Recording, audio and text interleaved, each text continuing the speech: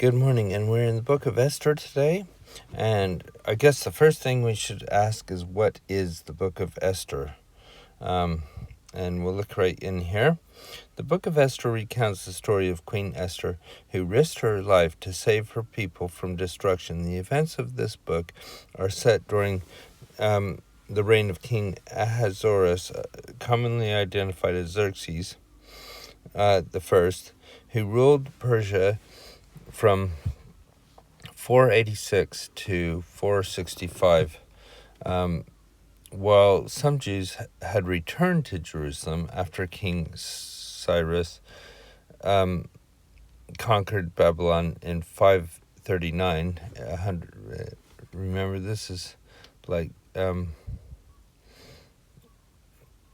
100 years before. Well, not 100 years before, I should say, over 50 years before, that they came from Babylon to live there as well. So this is,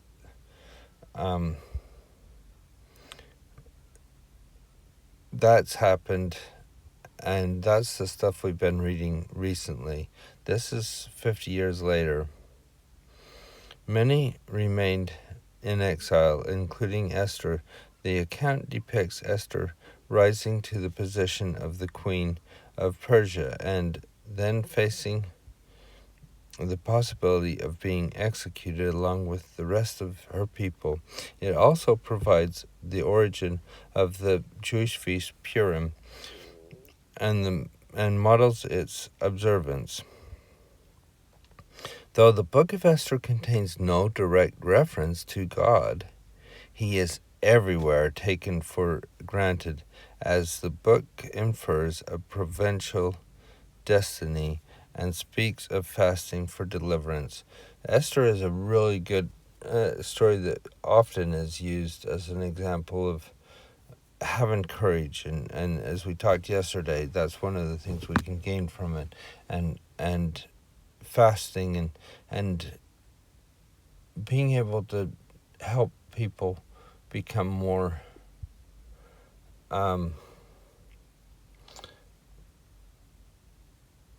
in tune with God through our actions.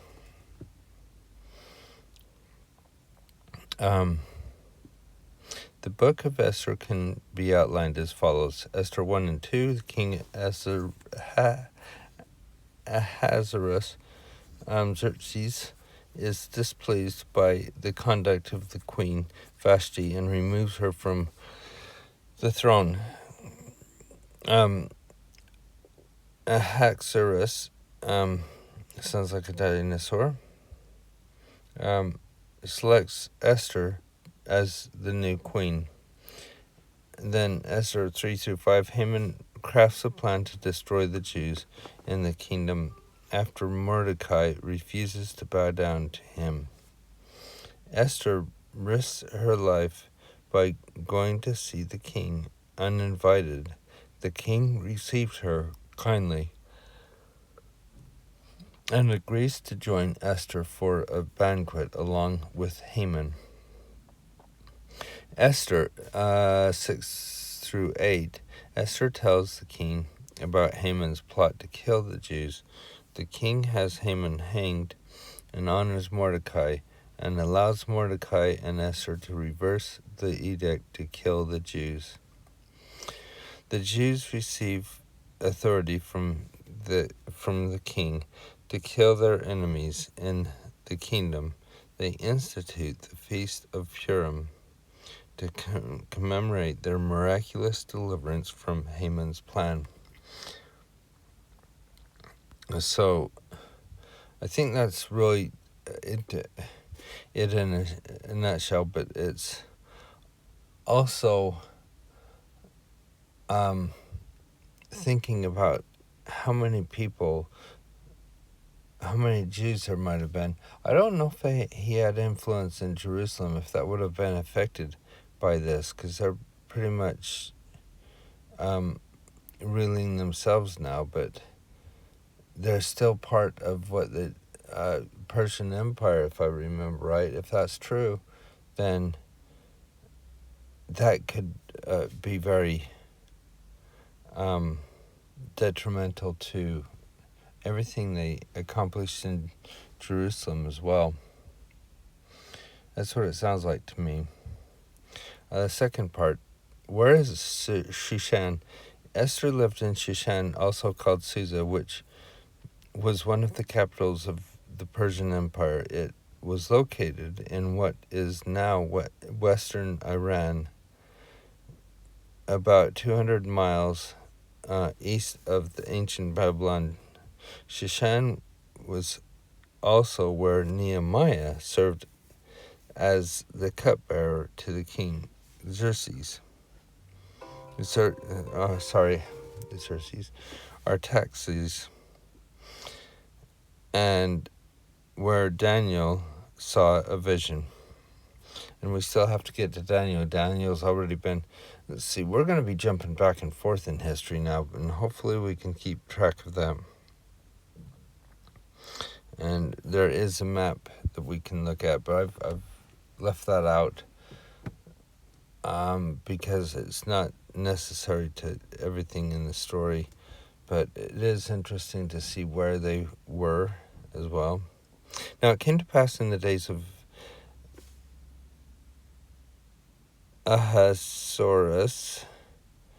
Now this Ahasuerus, which reigned from India even unto Ethiopia over 120 provinces, that in those days when the king Ahasuerus sat on the throne of his kingdom, which was in Shushan, or Susa, as we were discussing, the palace. In the 3rd year of his reign, he made a feast unto all his princes and servants, the power of Persia and Media, the nobles and princes of the provinces being before him. So everybody that was anybody was there, basically, it sounds like. When he showed the riches of his glorious kingdom and the honor of his excellent majesty many days, even 180 days, 180 days was spent doing this. That's quite a long time. And when these days were expired, the king made a feast unto all the people that were present in Shushan. The palace, both unto the great and small, 7 days in the court of the garden of the king's palace. And now we get a description of how it looked there. So I'm just going to go through this pretty quick. Just to give an idea of what it must have been like. And there were white and green and blue hangings, fastened with cords of fine linen and purple to silver rings and pillars and of marble.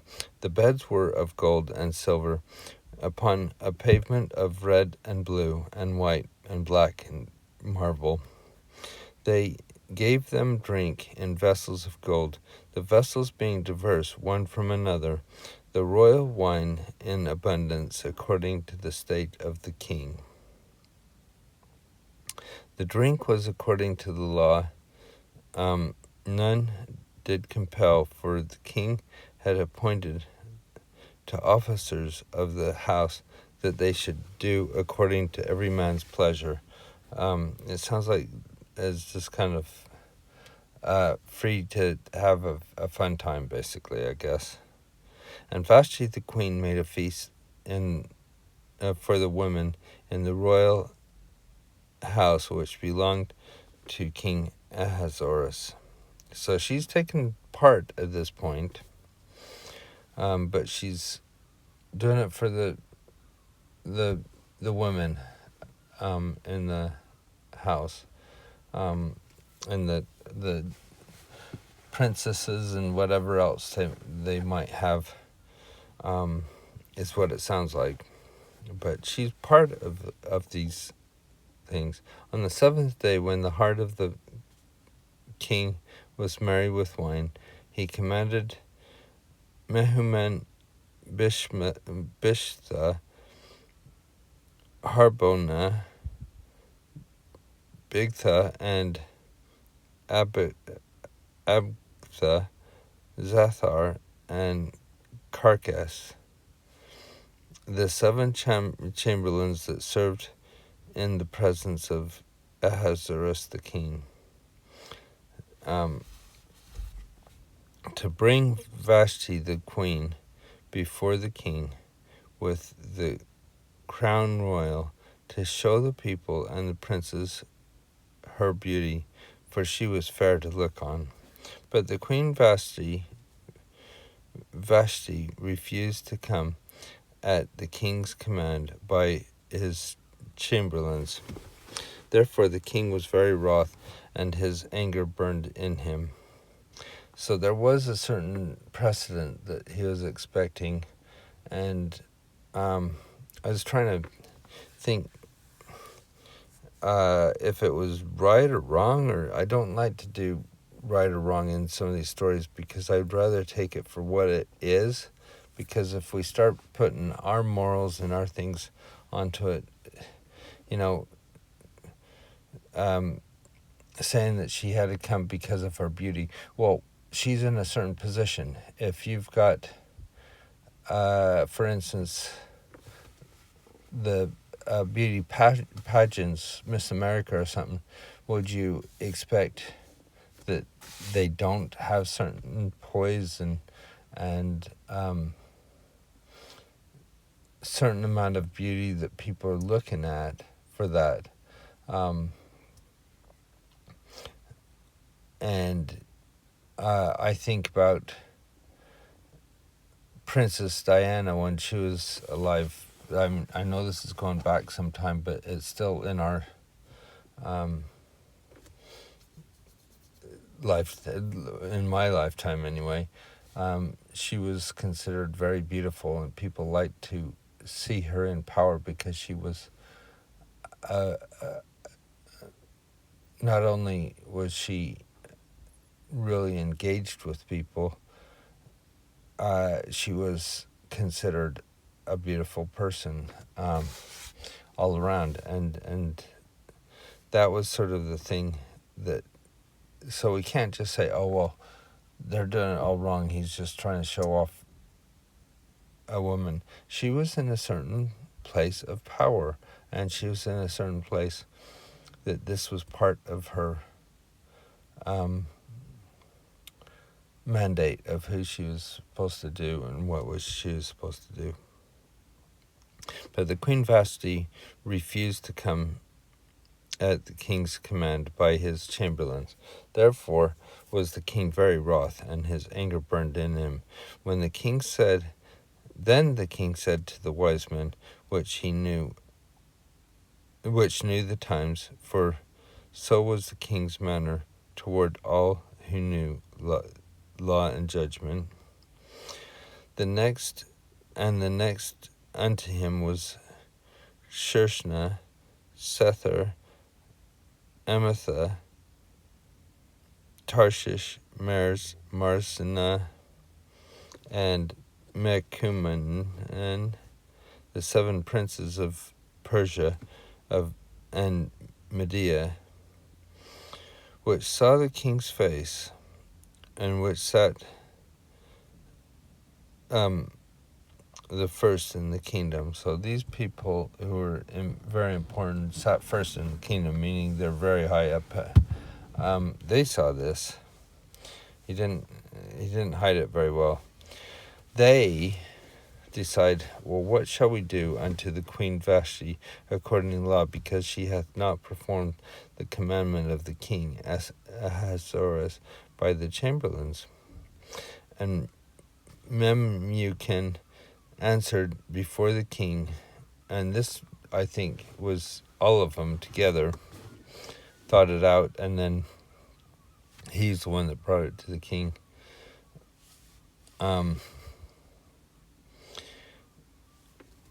And the princess Vashti, the queen, hath not, this is what he says, Vashti the queen hath not done wrong to the king only, but also to all the princes and to all the people that are in all the provinces of the king. He's saying if this continues, there's going to be rebellion. There's not going to be. It's going to cause rifts within your kingdom. For this deed of the queen shall come abroad unto all women also. So that they shall despise their husbands in their eyes, when it shall be reported, the king Ahasuerus commanded Vashti the queen to be brought in before him, but she came not. So again, this is what they're going to hear. They're going to say, well, if she didn't do anything that he said, then we don't have to do what our husbands say. I'm not going to get into politics here of what you think is right or wrong, because I don't think we have all the facts, but basically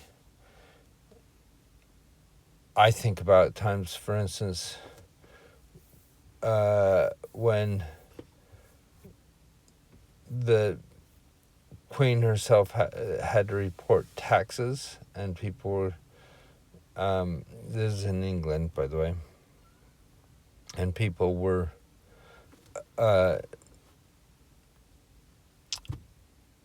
observing that. Is she, and using those as thoughts. Another closer time is during COVID. We had several times, I heard some things in America, but in England we had several people in government who just did little things that were not what we were asked to do to help prevent COVID from spreading. And as simple as going for a drive across the country or something like that. And people jumped on it really quick and was thinking, well, if he's not doing it, why should we be doing it? And this is where we are with this. If she's not doing this, why should we do it? Not whether it's right or wrong or anything like that to have that.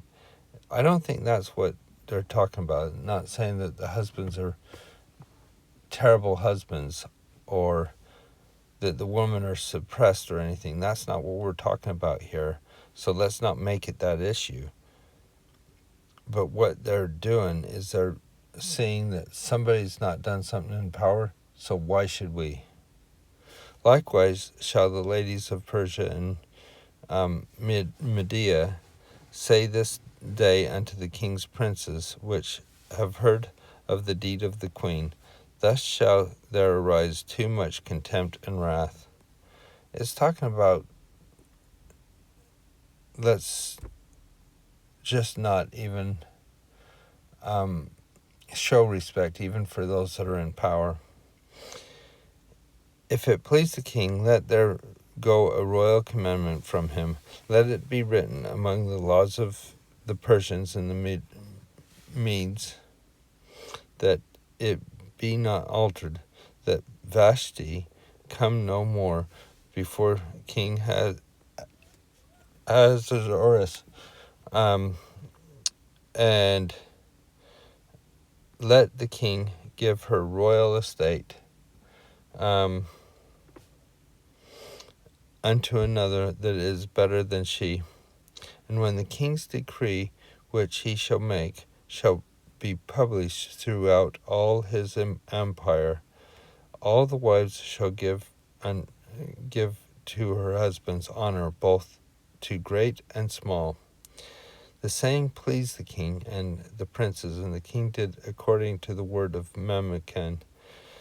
For he sent letters unto all the king's provinces, unto every province according to the writing thereof, and every people after their language, that every man should bear rule in his house, that it should be published according to the language of every people. So it's just kind of shaken everybody, it seems, what has happened here.